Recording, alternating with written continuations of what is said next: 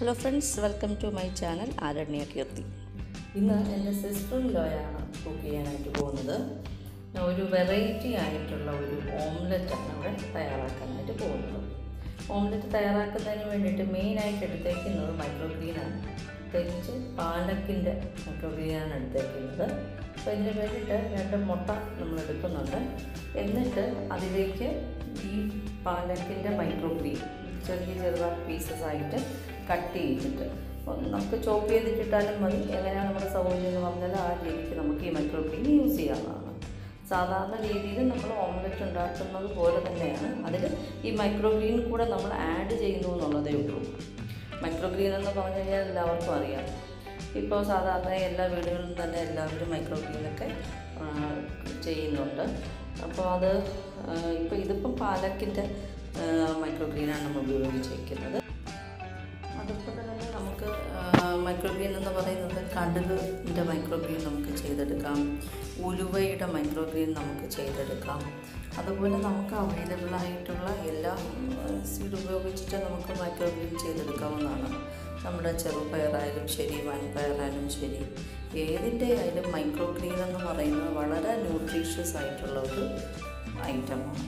അപ്പോൾ അത് നമ്മുടെ ഏതെങ്കിലുമൊക്കെ ഒരു ഫുഡ് ഐറ്റത്തിൻ്റെ കൂടെ നമുക്ക് ചേർക്കാൻ പറ്റുവാണെങ്കിൽ അത്രയും വളരെ നമുക്ക് ഗുണം തരുന്നതായിരിക്കും.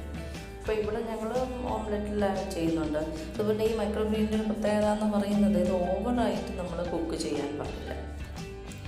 ഓവറായിട്ട് ഇത് നമ്മൾ കുക്ക് ചെയ്ത് കഴിഞ്ഞാൽ ഇതിൻ്റെ 50% എന്ന് പറയുന്ന അതിൻ്റെ ഗുണം എന്ന് പറയുന്നത് നഷ്ടമായി പോകും.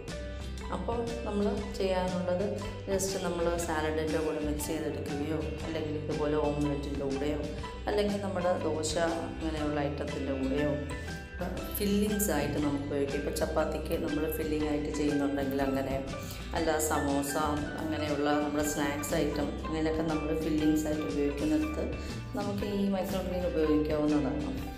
ഈ മൈക്രോഗ്രീന് ഒത്തിരി ഗുണങ്ങളുണ്ട്.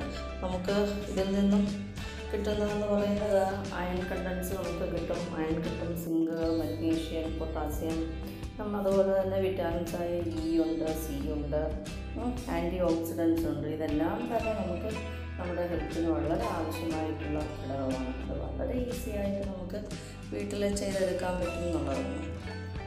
അതാണ് മൈക്രോഗ്രീനിൻ്റെ കുറേ ഗുണങ്ങൾ, ബെനിഫിറ്റ്സ് എന്ന് പറയുന്നത്. അപ്പോൾ ഇത് നമുക്ക് എങ്ങനെ വേണമെങ്കിലും ഇതിൻ്റെ റെസിപ്പീസ് നമുക്ക് തയ്യാറാക്കി എടുക്കാം. നമ്മുടെ ഒരു ദിവസത്തെ ഫുഡിൽ ഏതെങ്കിലും ഒരു ടൈമിൽ നമ്മൾ ഇതുപോലെയുള്ള മൈക്രോഗ്രീൻസ് ഉപയോഗിക്കുകയാണെങ്കിൽ അത് വളരെ ഗുണകരമായിരിക്കും. പ്രത്യേകിച്ച് നമ്മൾ ഈ കോവിഡ് കാലഘട്ടത്തിൽ നമുക്ക് വളരെ ഹെൽത്തി അതുപോലെ ന്യൂട്രീഷ്യസ് ആയിട്ടുള്ള ഫുഡ് നമ്മൾ കഴിക്കണം എന്നുള്ളത് മസ്റ്റാണ്. അപ്പോൾ ഈ ഒരു ടൈമിൽ നമുക്ക് വീട്ടിൽ വളരെ ഈസി ആയിട്ട് തയ്യാറാക്കി എടുക്കാം ഈ മൈക്രോഗ്രീൻസ്. അതുപോലെ തന്നെ നമ്മുടെ ഏതെങ്കിലുമൊക്കെ റെസിപ്പീസിൽ നമുക്ക് ആഡ് ചെയ്ത് നമുക്ക് ചെയ്യാവുന്നതാണ്. ഇത് മൈക്രോഗ്രീൻസ് ഉപയോഗിച്ചിട്ട് ചെയ്തിട്ടുള്ള റെസിപ്പീസ് നിങ്ങൾ ആരെങ്കിലും ചെയ്തിട്ടുണ്ടെന്നുണ്ടെങ്കിൽ അതൊന്ന് കമൻറ്റ് ചെയ്യുക. അതുപോലെ തന്നെ മൈക്രോഗ്രീനെ കുറിച്ച് നിങ്ങൾക്ക് അറിയാമെന്നുള്ളപ്പെട്ട നിങ്ങളുടെ ഒപ്പീനിയൻസും കമൻറ്റ് ചെയ്യുക. ഈ വീഡിയോ എല്ലാവർക്കും ഇഷ്ടപ്പെട്ടെന്ന് വിചാരിക്കുന്നു. ഇഷ്ടപ്പെട്ടെങ്കിൽ ലൈക്ക് ചെയ്യുക, ഷെയർ ചെയ്യുക, അതുപോലെ സബ്സ്ക്രൈബ് ചെയ്യാൻ ആരെങ്കിലും ഉണ്ടെങ്കിൽ ഒന്ന് ദയവായിട്ട് സബ്സ്ക്രൈബ് ചെയ്യുക. Thank you for watching.